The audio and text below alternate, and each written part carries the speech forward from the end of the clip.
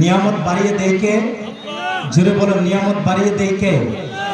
আল্লাহ যদি আমাদের নিয়ামত বৃদ্ধি করে দেয়, আল্লাহর কি নিয়ামতের কোনো কমতি হবে? আল্লাহ বলেন লা ইন শাকারতুম লা আযীদান্নাকুম, যদি আমার কোনো বান্দা আমার কৃতজ্ঞতার শুকরিয়া আদায় করে, তাহলে আমি আল্লাহ পাক রব্বুল আলামিন তার নিয়ামত আরো বৃদ্ধি করে দেই। জোরে বলুন সুবহানাল্লাহ। আল্লামা কাজী সানাউল্লাহ পানিপতি রহমাতুল্লাহি আলাইহি তাফসিরে মাজহারিতে বর্ণনা করেন, আল্লাহর প্রশংসা আলহামদুলিল্লাহ শরীফ পাঠ করতে কিংবা আলহামদুলিল্লাহ শরীফ লিখতে গেলে হরফ লাগে 8টা। কয়টা? এবং আল্লাহ তাআলা জান্নাত সৃষ্টি করেছেন 8টা। কয়টি? আল্লামা সানাউল্লাহ পানিপতি রহমাতুল্লাহ আলাইহি তিনি বলতেছেন, যদি কোনো বান্দা আল্লাহর কৃতজ্ঞতার প্রশংসা শুকরিয়া আদায় করে, আল্লাহ পাক রব্বুল আলামিন তার জন্য জান্নাতের 8টি দরজা বুলন্দ করে দেন। হয়েছে না? আরো জোরে বলুন না সুবহানাল্লাহ। জান্নাতের কয়টি দরজা বুলন্দ করেন? একবার যদি আলহামদুলিল্লাহ কোনো বান্দা পাঠ করে, তার জন্য জান্নাতের 8টি দরজা আল্লাহ বুলন্দ করে দেয়। তাহলে আমরা যারা এখানে এসেছি, আল্লাহর ওলির দরবারে আমরা যারা বসেছি, আমরা সবাই চাই কিনা জান্নাতের দরজা আমাদের জন্য বুলন্দ হোক? আপনাদের মনে হয় দরকার নাই, নাকি আছে? জান্নাতের দরজা আল্লাহ আমাদের জন্য খুলে দেখ, আমরা চাই কিনা? তো জোরে বলুন না, চাই কিনা? যাই হোক, আলহামদুলিল্লাহ, আল্লাহ পাক যেন আমাদের সকলের জন্য জান্নাতের দরজাকে বুলন্দ করে দেয়। সকলে পড়ুন আল্লাহুম্মা আমিন। লক্ষ কোটি দুরূদ সালাম आक़ा नामदार ताजदार मदीना सरखारे दो आलम नूरे मुजस्सम हयातुन नबी जिंदा नबी नूरुन आला नूर नूरे मुस्तफा गायबेर खबर देने वाला যেই নবীজি রওজা মুবারকের মধ্যে শুয়ে শুয়ে আজকে আমাদের উরুস মাহফিলটা দেখতেছেন। কথা বলো ঠিক কি? এই বিশ্বাস আমাদের আছে কিনা? নাই। এই বিশ্বাস থাকার নামই হলো ঈমান। কথা বল ঠিক কি না? আল্লাহ তাআলা আমাদেরকে এমন একজন নবীর উম্মত হিসেবে কবুল করেছেন, যেই নবীকে আমার আল্লাহ পাক রব্বুল আলামিন জান্নাতের 8খানা জান্নাতের মালিক বানিয়ে দিয়েছেন। বলুন না সুবহানাল্লাহ। এমন একজন নবীর উম্মত হিসেবে আল্লাহ তাআলা আমাদেরকে কবুল করেছেন, যেই নবীকে আল্লাহ পাক রব্বুল আলামিন হাউজে কাউসার দান করেছেন। বলুন না সুবহানাল্লাহ। এমন একজন নবীর উম্মত হিসেবে আল্লাহ পাক রব্বুল আলামিন আমাদেরকে কবুল করেছেন, যেই নবীজির প্রস্রাব মুবারক নিয়ামত, যেই নবীজির প্রস্রাব মুবারক নূর, যেই নবীজির তুতু মুবারক নূর। বলুন না সুবহানাল্লাহ। যেই নবীজির তুতু মুবারক যখন ফালাইতেন, তখন সাহাবায়ে কেরামরা এইভাবে রসুলের জবান মুবারকের কাছে, মুখ মুবারকের কাছে এইভাবে হাত পেতে রাখতেন। সাহাবায়ে কেরামদেরকে যদি প্রশ্ন করা হতো, সাহাবায়ে কেরামরা কেন তোমরা রসুলের মুখ মুবারকের কাছে হাত পেতে রাখো, তোমাদের হাতের মধ্যে কেন রসুলের তুতু মুবারক নাও? সাহাবায়ে কেরামরা জবাব দেন, সাহাবায়ে কেরাম ডাক দিয়ে বলেন, দুনিয়ার মানুষ শুনে রাখো, নবীজির তুতু মুবারক আমাদের হাতের মধ্যে নিয়ে এই তুতু মুবারক আমাদের চেহারার মধ্যে মালিশ করি, এই তুতু মুবারক আমাদের শরীরের অঙ্গ প্রত্যঙ্গের মধ্যে আমরা মালিশ করি। বলুন না সুবহানাল্লাহ। কেন আপনারা মালিশ করেন? সাহাবায়ে কেরামরা জবাব দেয়, যখন নবীজির তুতু মুবারক আমরা আমাদের শরীরের মধ্যে মালিশ করি, এই তুতু মুবারক আমাদের বিভিন্ন রোগের শিফা হয়ে যায়। বলুন না সুবহানাল্লাহ। আরো জোরে বলুন না সুবহানাল্লাহ। নবীজির তুতু মুবারক কি হয়ে যায়? রোগের শিফা হয়ে যায়। এমন একজন নবীর উম্মত হিসেবে আল্লাহ পাক আমাদেরকে কবুল করেছেন। এর চাইতে বড় সৌভাগ্যবান পৃথিবীতে আর কেউ হতে পারে না। ঠিক কি না বলুন? নবীর উম্মত হওয়াতে আমরা খুশি না বেজার? সেজন্য আল্লাহর দরবারে আমরা আবারও প্রশংসা শুকরিয়া আদায় করি। সকলে পড়ুন আলহামদুলিল্লাহ। আমার বাবারা, বন্ধুরা, সময় বেশি পাবো না, আপনারা শুনেছেন, মাইকে এলান করে দিয়েছেন কতটুকু সময় পাবো। যাই হোক, এখানে এসেছি মূলত ওয়াজ করার উদ্দেশ্য নয়, এখানে এসেছি আল্লাহর ওলির সহবত নেওয়ার জন্য। আল্লাহর ওলির যদি নেক নজর তাওয়াজ্জু যদি আমাদের দিকে আসে, তাহলে আমাদের মুর্দা কলব মুহূর্তের মধ্যে জিন্দা হয়ে যেতে পারে। ঠিক কিনা বলুন? আমার বাবারা, বন্ধুরা, আল্লাহর ওলির দরবারে আসলে মুর্দা কলব কি হয়? জোরে বলুন না, কি হয়? জিন্দা হয়। মানুষের আত্মা পবিত্র হয়, মানুষের আত্মা শুদ্ধ হয়। ঠিক কিনা বলুন? যেমন ভাবে ধরেন, ছোট্ট একটা ঘটনা বলবো, এদিক সেদিক কথা বলবো না। আমরা সকলে জানি বড় পীর আব্দুল কাদের জিলানী রাদিয়াল্লাহু তাআলা আনহু, তিনি কিন্তু মাদারজাত ওলি ছিলেন, ঠিক কি না? উনার দরবারে আপনার একেবারে মূর্খ মানুষ আয়েশা একেবারে অসাধারণ মানুষ হয়ে যায়, ঠিক কি না? বড় পীর আব্দুল কাদের জিলানীর অসংখ্য গণিত ঘটনা রয়েছে, তার মধ্যে ছোট্ট একটি ঘটনা হলো হুজুর আব্দুল কাদের জিলানীর একজন মুরিদ ছিলেন। কি ছিলেন? মুরিদ ছিলেন একজন। তো ওই মুরিদের একটা মাত্র সন্তান ছিলেন। কয়টা সন্তান? কয়টা সন্তান ছিলেন? একটা সন্তান। বাবা, যার সন্তান আছে, যার সন্তান আছে তো আলহামদুলিল্লাহ, আর যার সন্তান নাই তারা বুঝে সন্তানের কত মূল্য, সন্তান কত নিয়ামত। যার সন্তান নাই সেই বুঝতে পারে, ঠিক কিনা বলুন? সন্তান দেওয়ার মালিক কে? জোরে বলুন, মালিক কে? আমাদের মধ্যে অনেক মানুষ আছে যাদের ঘরে কোনো সন্তানাদি হয় না, কিন্তু আল্লাহর ওলির দরবারে আয়েশা যদি আল্লাহর কাছে ফরিয়াদ করে, দেখা যায় আল্লাহর ওলির উসিলায় কিন্তু আল্লাহ তাকে সন্তান দিয়ে দিছে। ওই রকম নজির আছে কিনা? নাই? অসংখ্য অগণিত ঘটনা এই ধরনের আছে, আছে কিনা? যেমন ভাবে বড় পীর আব্দুল কাদের জিলানীর দরবারে আয়েশাও আপনার নিঃসন্তান কিন্তু সন্তানওয়ালা হয়ে গেছে, ঠিক কিনা বলুন? এইভাবে বড় পীর আব্দুল কাদের জিলানীর একজন মুরিদ ছিলেন, তার একটাই মাত্র সন্তান ছিলেন, অনেক আদরের, খুব মায়ার মহব্বতের একটা সন্তান ছিলেন। তো তারা স্বামী স্ত্রী দুইজন কি করলেন, একদিন চিন্তা ভাবনা করতেছেন যে আমাদের একটাই মাত্র সন্তান, আমাদের এই সন্তানটাকে আমাদের পীর সাহেব হুজুর বড় পীর আব্দুল কাদের জিলানীর দরবারে দিয়ে আসবো, যেন আমাদের সন্তানটাকে হুজুর আব্দুল কাদের জিলানী শরীয়ত, তরিকত, হাকিকত, মারেফতের এলেম শিক্ষা দেয়। কি শিক্ষা দেয়? শরীয়ত, তরিকত, হাকিকত, মারেফতের এলেম যেন শিক্ষা দেয়। দেখবেন আমাদের সন্তানাদি যারা দুষ্টামি করে, যারা পড়াশোনার মধ্যে অমনোযোগী, আমরা কিন্তু পীর সাহেব হুজুরের দরবারে নিয়ে যাই, যাই কিনা? পীর সাহেব হুজুরের দরবারে আমরা নিয়ে যাই তার দোয়ার জন্য, পড়াশোনার মধ্যে যেন মনোযোগ হয়। তেমনি ভাবে সন্তানকে নিয়ে গেলেন কার কাছে? তো বলেন না কার কাছে? আব্দুল কাদের জিলানীর কাছে। আমার বাবারা, বন্ধুরা, গভীর মনোযোগ। যেই মাত্র হুজুর আব্দুল কাদের জিলানী রাদিয়াল্লাহু তাআলা আনহুর দরবারে ওই সন্তানটাকে নিয়ে গেলেন, নিয়ে যাওয়ার পরে ডাক দিয়ে বলতেছেন, হুজুর, ও হুজুর, আপনার দরবারে আমাদের একমাত্র সন্তানকে রেখে গেলাম, আপনার সহবতে দিয়ে গেলাম। ও হুজুর, আমার সন্তানটাকে আপনি শরীয়ত, তরিকত, হাকিকত, মারিফতের এক এলেম শিক্ষা দিবেন। হুজুর, আপনার কাছে সন্তানটাকে আমানত রেখে গেলাম। ওই সন্তানকে হুজুর আব্দুল কাদের জিলানী রাদিয়াল্লাহু তাআলা আনহুর দরবারে রাইকা তারা তাদের বাড়ির মধ্যে চলে গেলেন। বাড়িতে যাওয়ার পরে একদিন নয়, 2 দিন নয়, 1 মাস নয়, 2 মাস নয়, 3 মাস নয়, 4 মাস নয়, একাধারে 6 মাস হয়ে গেল। জোরে বলুন, কয় মাস? 6 মাস হয়ে গেল।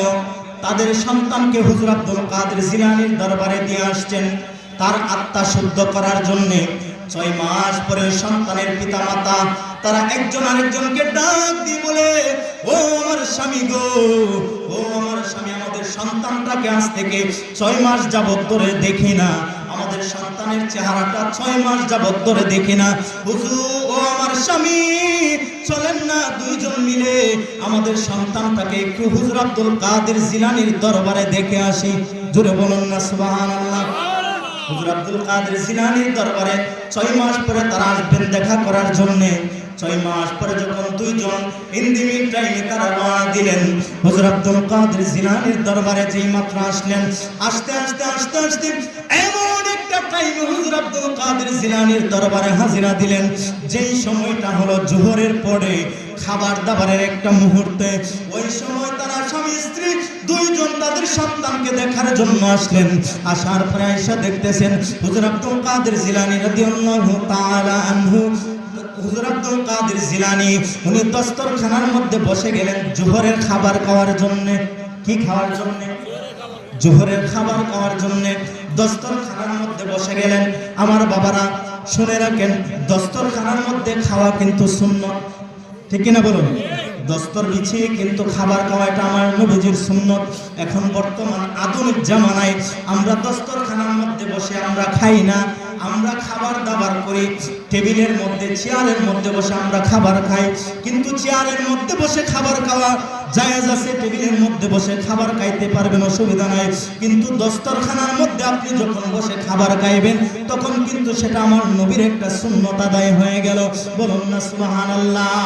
আমার বাবারা, বন্ধুরা, দেখা যাচ্ছে আমরা অনেক সময় আমরা যারা আছে আমরা খাবার খাই 5 আঙ্গুল দ্বারা। কয় আঙ্গুল দ্বারা? 5 আঙ্গুল দ্বারা আমরা খাবার খাই, কিন্তু 5 আঙ্গুল দ্বারা খাওয়াটা এটা আমার রাসূলের সুন্নত নয়। আমার রাসূলের সুন্নত হলো 3 আঙ্গুল দ্বারা খাওয়া। কয় আঙ্গুল দ্বারা? জোরে বলুন না, কয় আঙ্গুল? 3 আঙ্গুল দ্বারা খাওয়া কিন্তু আমার রাসূলের সুন্নত।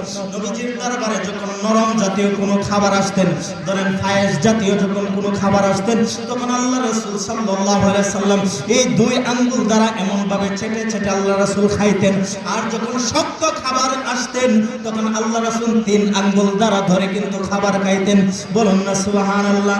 কেন জানেননি? 3 আঙ্গুলটা খাবার খাইলে আপনার খাবারটা খাইতে একটু দেরি লাগবে, আর 3 আঙ্গুলটা খাবার খাইলে আস্তে আস্তে যেহেতু একটু দেরি লাগবে, খাবারটা আপনার তৃপ্তি আসবে।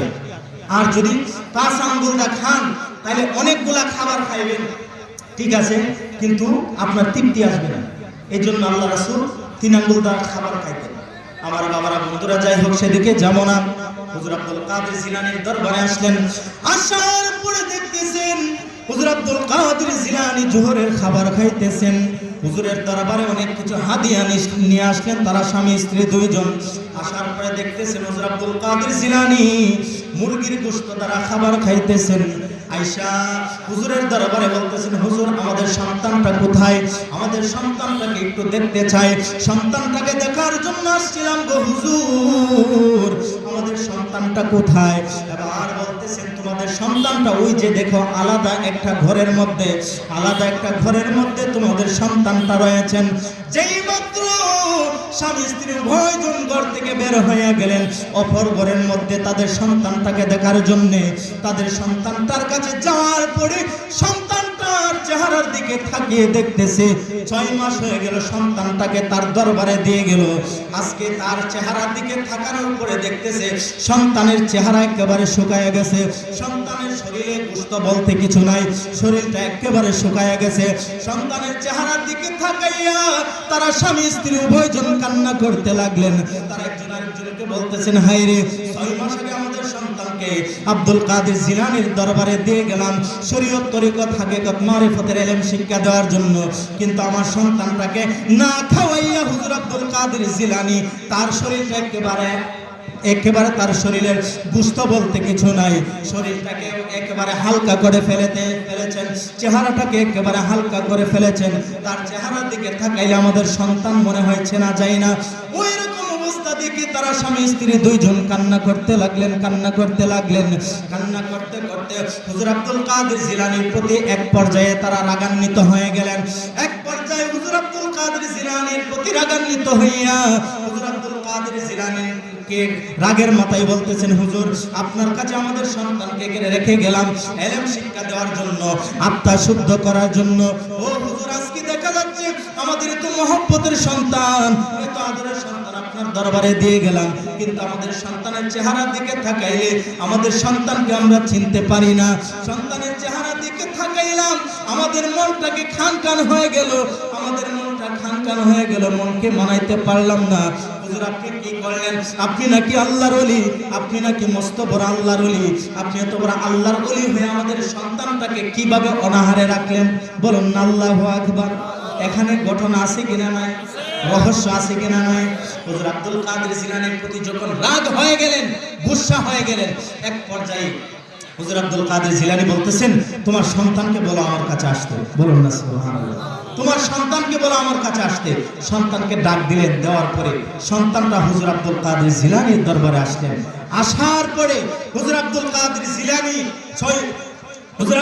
জিলানী 6 বছরের বাচ্চাকে বলতেছেন, হে সন্তান শোনো, এই যে আমি যে জোহরের খাবার খাইলাম, রুটি এবং আমি যে মুরগির গোশত দ্বারা খাবার খাইলাম, তোমার আব্বা আম্মা তোমার চেহারা দেখে আমার প্রতি রাগান্বিত হয়ে গেছে, আমার প্রতি গুসা হয়ে গেছে, ভাবছে তোমাকে আমি কোনো কিছু শিক্ষা দেই নাই। ও সন্তান, তোমাকে আমি বলে দেই, এই যে মুরগির হাড্ডিগুলা যে আমি খেয়ে নিচে রাখলাম, এই হাড্ডিগুলা তুমি এক জায়গার মধ্যে জমাট করে রাখো। বলুন না আল্লাহু আকবার, আরো জোরে বলুন না ইয়া রাসূলুল্লাহ।